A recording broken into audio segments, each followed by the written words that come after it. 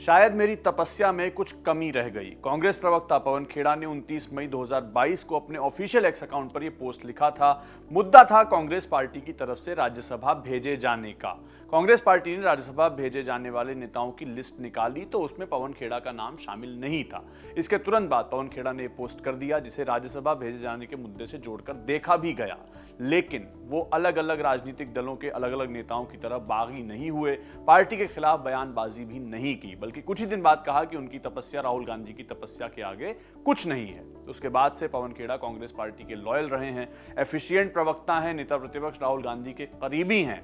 इस सबके बीच शायद पवन खेड़ा ने सोचा होगा कि पार्टी अब 2026 में उन्हें राज्यसभा भेज देगी, लेकिन उनकी तपस्या शायद अभी जारी ही रहने वाली है, क्योंकि इस बार भी कांग्रेस ने उन्हें राज्यसभा के लिए नॉमिनेट नहीं किया है।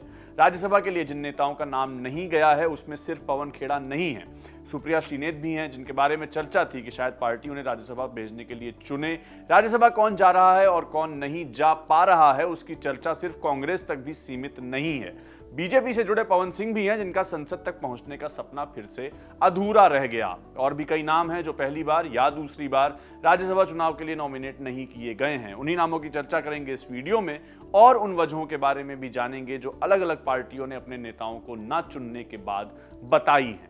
5 मार्च 2026 का दिन था। होली का खुमार अभी उतरा नहीं था कि बिहार की राजनीति में सियासी अबीरबाजी होने लगी। वजह थे नीतीश कुमार, वो नीतीश कुमार जिन्होंने महज 4 महीने पहले 10वीं बार बिहार के मुख्यमंत्री के तौर पर शपथ ली थी। मगर अब नीतीश कुमार राज्यसभा जाने वाले हैं, पर्चा भी भर चुके हैं। राज्यसभा की 37 सीटों पर चुनाव 16 मार्च को होने हैं। 37 प्रत्याशी 10 राज्यों से नॉमिनेट किए गए हैं। बीजेपी ने 7 राज्यों से कुल 13 प्रत्याशियों को टिकट दिया है। इनमें बिहार से नए नवेले पार्टी अध्यक्ष नितिन नबीन हैं, शिवेश कुमार हैं, छत्तीसगढ़ से लक्ष्मी वर्मा हैं, केंद्रीय मंत्री रामदास अठावले हैं, पार्टी के राष्ट्रीय महासचिव विनोद तावड़े भी हैं। बीजेपी की लिस्ट में जिस नाम का इंतजार था या कयास लगाए जा रहे थे वो था भोजपुरी सिंगर पवन सिंह का नाम। बीजेपी में शामिल हुए थे 2019 में। उसके बाद 2024 में पार्टी ने लोकसभा चुनाव में पश्चिम बंगाल की आसनसोल से टिकट भी दिया, लेकिन खुद ही उन्होंने टिकट लौटा दिया क्योंकि सोशल मीडिया पर उनके गानों को लेकर सवाल उठाए गए। पवन सिंह ने बीजेपी का टिकट लौटा तो दिया, लेकिन निर्दलीय जाकर बिहार की काराकाट सीट से पर्चा भर दिया। राष्ट्रीय लोक मोर्चा के अध्यक्ष उपेंद्र कुशवाहा के सामने लड़ गए, दोनों ही हार गए। एक्सपर्ट्स ने अपनी समीक्षा में कहा कि पवन सिंह की वजह से कुशवाहा चुनाव हारे थे। इसके बाद 2025 में बिहार का विधानसभा चुनाव आया। पवन सिंह और कुशवाहा की मुलाकात करवाई गई। पवन सिंह ने बीजेपी और एनडीए के लिए जोरों शोरों से प्रचार भी किया। तब सोर्सेस के हवाले से यह बात कही गई थी कि बीजेपी ने पवन सिंह को राज्यसभा भेजने का वादा कर दिया है। पवन हाल ही में भाजपा के अध्यक्ष नितिन नबीन से मिले भी थे और तब राज्यसभा टिकट को लेकर मीडिया के सवाल पर कहा था, भैया से आशीर्वाद लिया, शिष्टाचार मुलाकात की, सिपाही हैं, जो मालिक चाहेंगे वही ना होगा। और मालिक ने पवन सिंह के ऊपर चाहा उपेंद्र कुशवाहा को। अब बात कांग्रेस पार्टी की। कांग्रेस ने 6 प्रत्याशियों को राज्यसभा चुनाव में उतारा है। छत्तीसगढ़ से फूलोदेवी नेतम हैं, हरियाणा से करमवीर सिंह बौद्ध हैं, हिमाचल प्रदेश से अरुणाग शर्मा हैं, तमिलनाडु से एम क्रिस्टोफर तिलक हैं, तेलंगाना से वेम नरेंद्र रेड्डी हैं और अभिषेक मनु सिंघवी को भी दोबारा राज्यसभा भेजने का फैसला पार्टी ने लिया है। मगर जो कयास लगाए जा रहे थे उनमें नाम पूर्व केंद्रीय मंत्री आनंद शर्मा का भी था, और वो तो बाकायदा नामांकन से 2 दिन पहले हिमाचल प्रदेश पहुंच भी गए थे। कसौली में भी थे, लेकिन जब उनकी जगह अनुराग शर्मा के नाम का ऐलान हुआ तो नामांकन दाखिल करने के समय आनंद शर्मा वहां नहीं थे। सीधे सीधे कुछ नहीं बोले, मगर पार्टी पर एक महीन निशाना जरूर साधा है। मीडिया से बात करते हुए बोले कि वे निराश नहीं हैं और ना ही इस पर कोई टिप्पणी करना चाहते हैं। पार्टी आला कमान ही बता सकता है कि यह निर्णय किसके कहने पर लिया गया। आनंद शर्मा ने कहा कि राजनीति में आत्मसम्मान बहुत महंगा होता है। राजनीति में सच बोलना अपराध और अभिशाप समझा जाता है। उनसे सवाल यह भी पूछा गया कि क्या सोनिया गांधी ने उनके नाम की सिफारिश की थी।